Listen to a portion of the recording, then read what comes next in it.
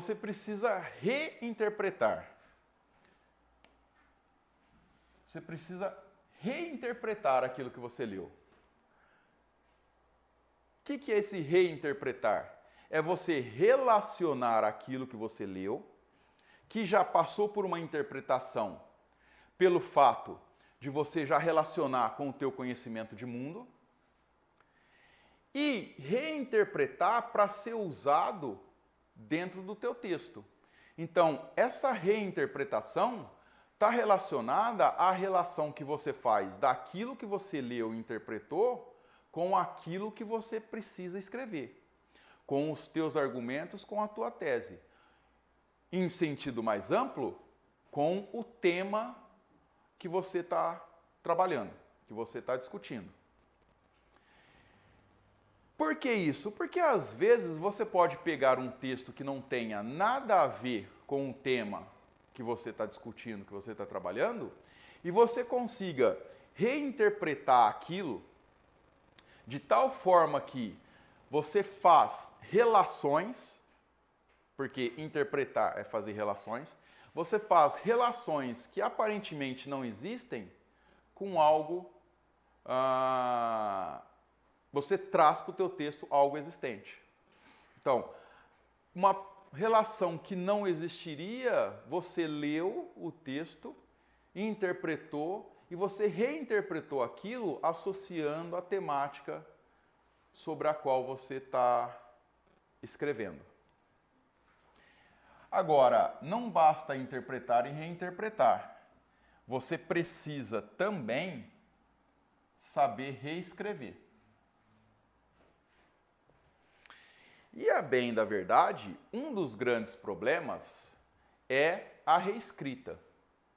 Às vezes você interpreta bem aquilo, você interpreta bem a coletânea, você tem na tua cabeça como você organiza, como você relaciona aquilo que você interpretou com as tuas ideias, com os teus argumentos, com a sua tese. Mas aí o problema fica na hora de escrever.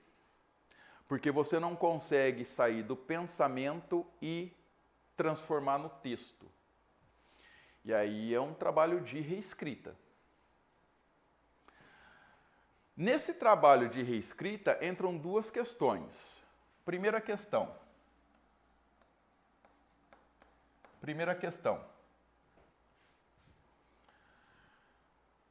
Que, digamos, é um pouco mais fácil. É complicado, é difícil, mas é um pouco mais fácil. Que é você transformar aquilo que foi interpretado um texto. Transformar.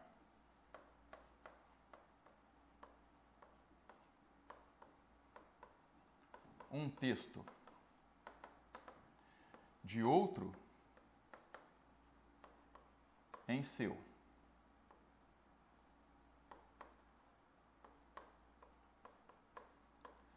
Como assim, Marcelo? Bom, usar aquilo que você pegou de interessante no texto do outro, do autor que você está lendo, e transformar em seu.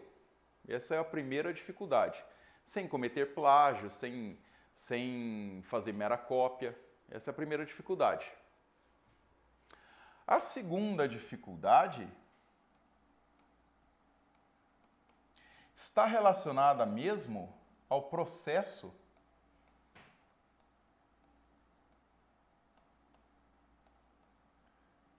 de escrita. E esse é o processo de escrita mesmo. É aquilo que você vai sentar, pegar as ideias que estão na tua cabeça e colocar no papel.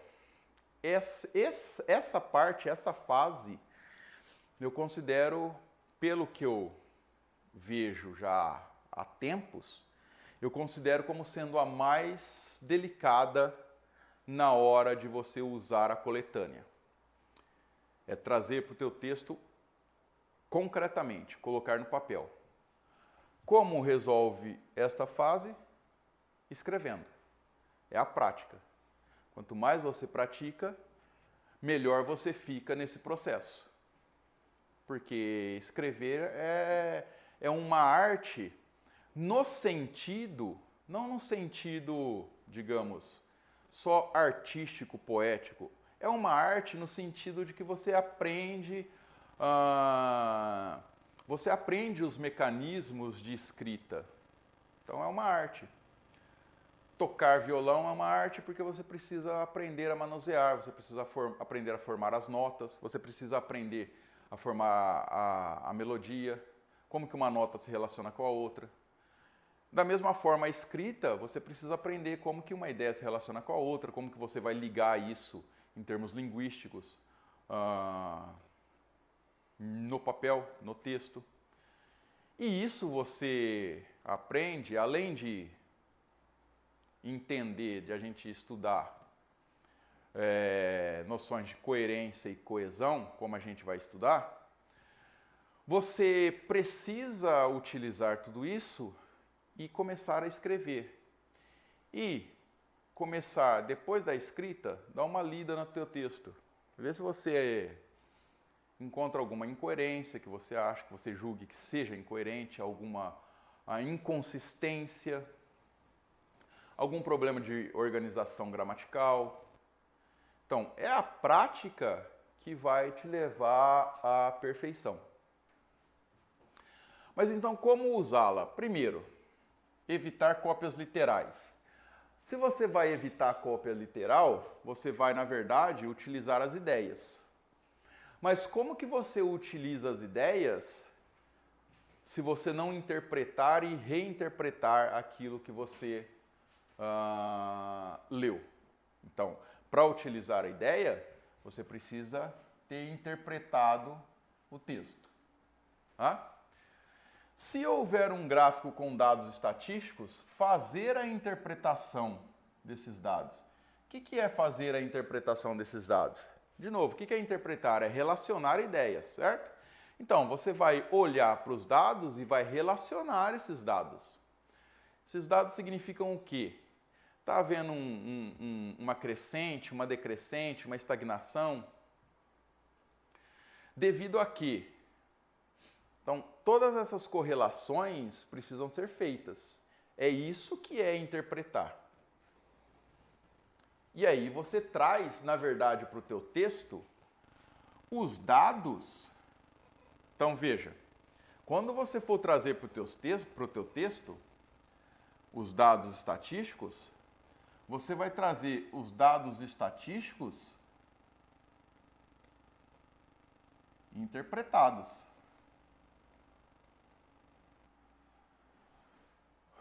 Ou seja, não é meramente uma cópia.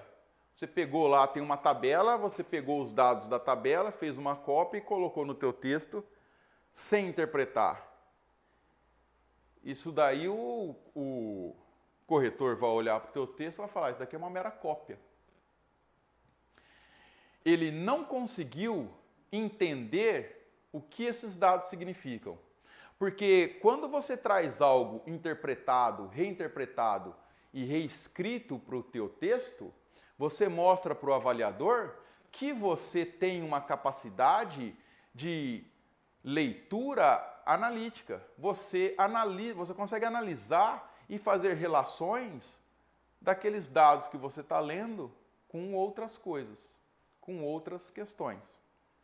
E isso é importante.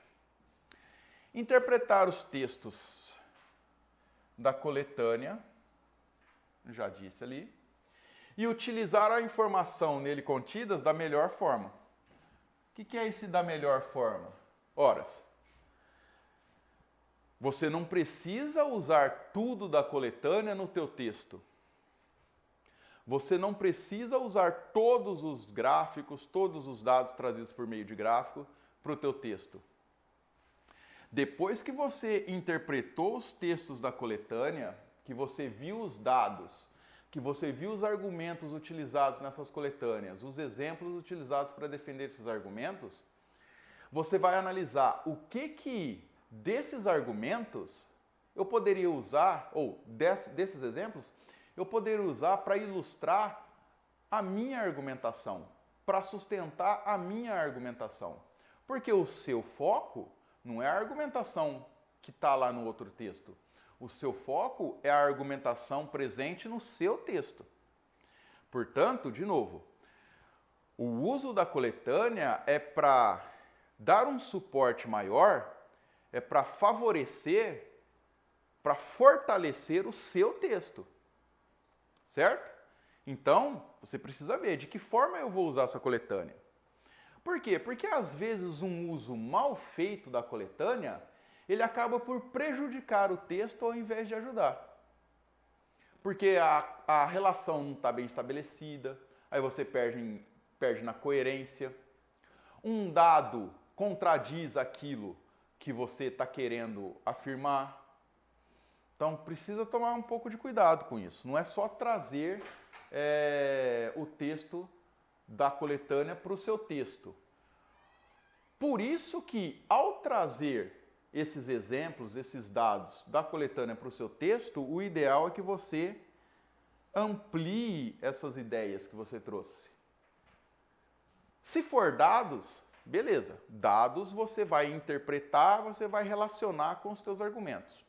Se forem ideias trazidas, você vai usar essas ideias como base. Mas a base serve só para sustentar. Sustentar o quê? Algo que venha a mais. Então, da base, você vai ampliar.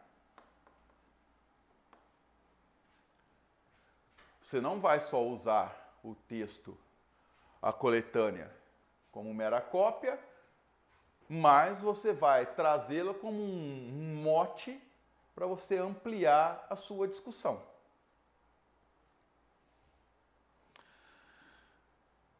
Para te ajudar nisso,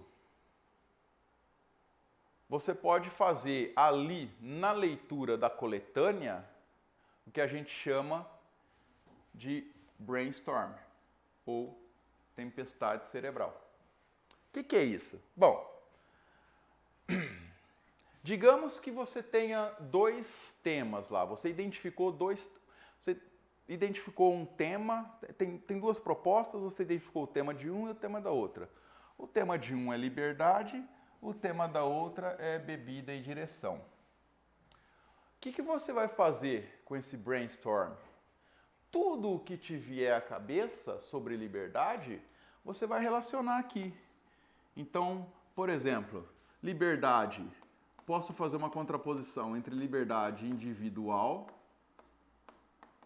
e liberdade coletiva. Posso fazer uma relação com o cerceamento da liberdade.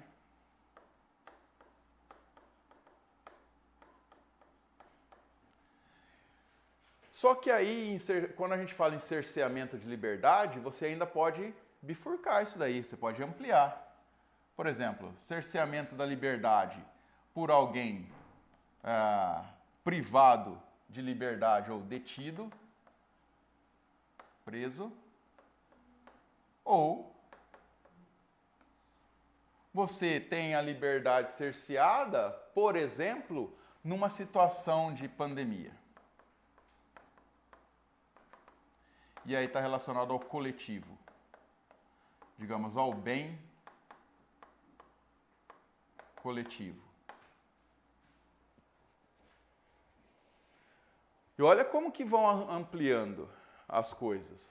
Então, da liberdade, você já foi por cerceamento da liberdade, dois tipos de cerceamento da liberdade, só que essa pandemia, a liberdade, o cerceamento da liberdade relacionado à pandemia, você pode pensar numa questão relacionada também à liberdade individual ou coletiva. Por exemplo, tem gente que fala, não vou fazer o lockdown, eu vou andar na rua sem máscara, né? Por quê? Porque eu tenho o direito de fazer isso. E aí ele está pensando no direito qual? No direito individual. Mas o que prevalece numa sociedade? Prevalece o direito coletivo. Agora, uma coisa que você já tinha pensado aqui, você conseguiu relacionar com outra que veio pelo brainstorm. E aí você pode ir criando vários outros subtemas, a gente pode até chamar de subtemas, relacionados a esse tema central. No caso da bebida e direção, é a mesma coisa. Na bebida e direção, você pode pensar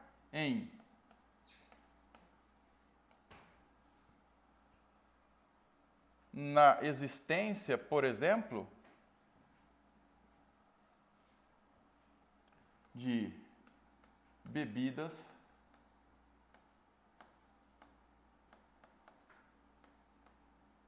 não alcoólicas sendo vendidas com mais regularidade.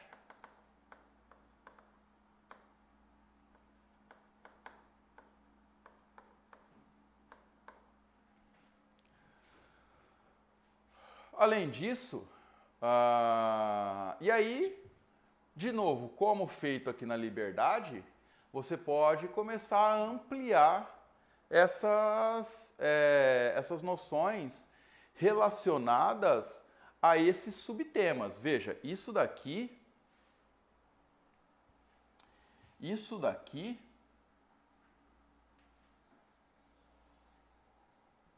a liberdade seria o tema, tudo esse restante aqui seriam subtemas relacionados à liberdade. E aí, pensando no cerceamento da liberdade, o que você poderia pensar num exemplo? Você poderia pensar no artigo 5º da Constituição.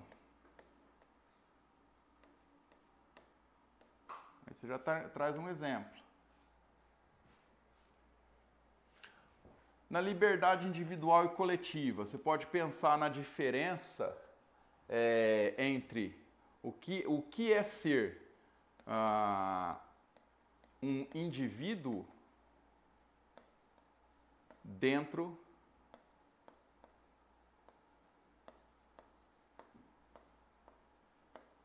de uma coletividade.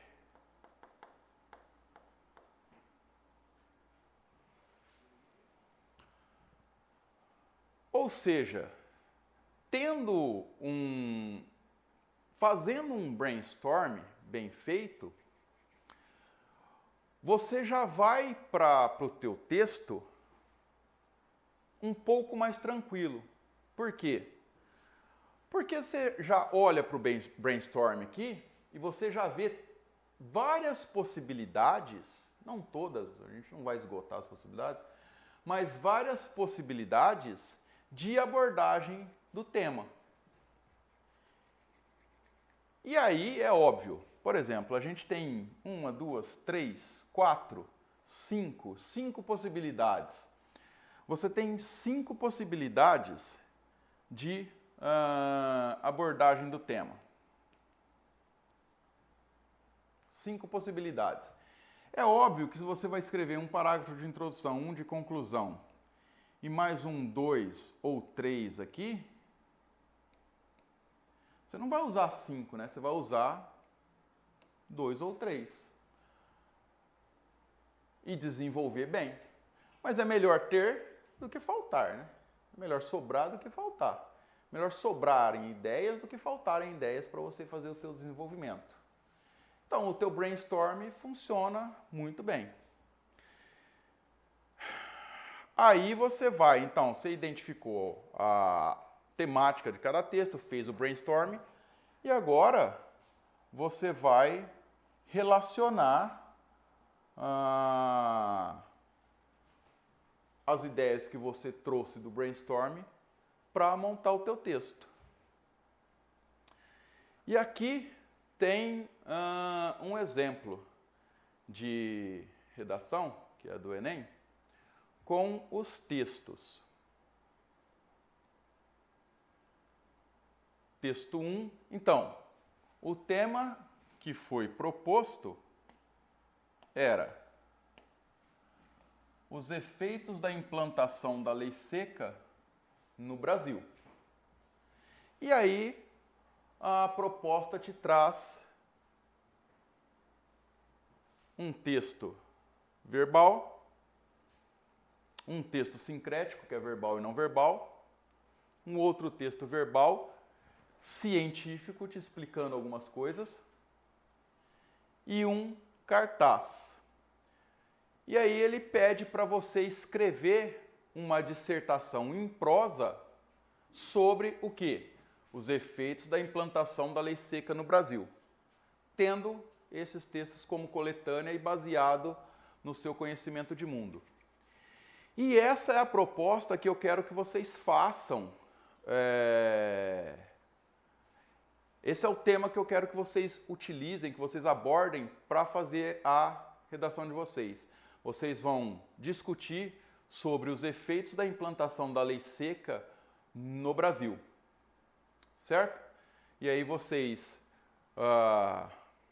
eu não sei como ficou a questão de receber de envio de redação, de envio dos textos para correção, mas assim que vocês fizerem, eu não sei como que está sendo isso, vocês entrem em contato e mandem os textos para que eu possa corrigir. Dúvidas? Tudo certinho?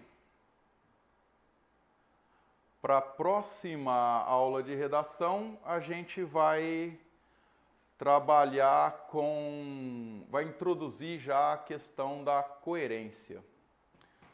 O que é coerência, como que a gente trabalha com coerência, como faz uma coerência bem feita num texto. E eu espero então o texto de vocês sobre este tema. Certo? Um abraço para vocês, boa semana, fiquem com Deus e a gente se vê na segunda.